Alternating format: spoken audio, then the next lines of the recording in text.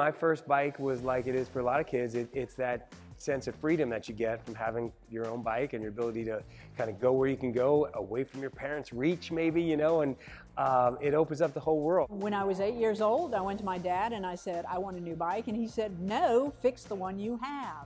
So my experience with bikes is from a really young age. I realized that I could go to my friends in the backyard that lived behind me and, you know, I could go to one friend, but when I got my bike, I could go to 10 friends. I grew up in New York City, and having a bike for me getting around New York was just great. I rode my bike to school every day.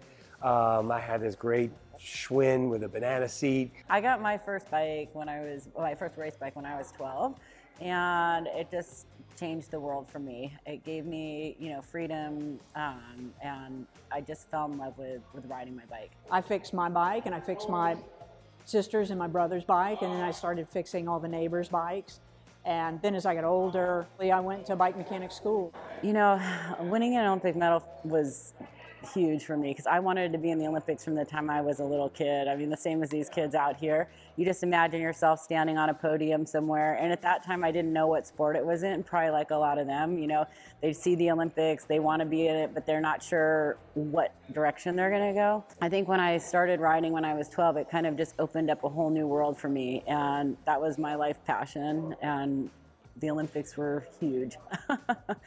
When I started at bike mechanic school, we would say and teach people that all bikes have value.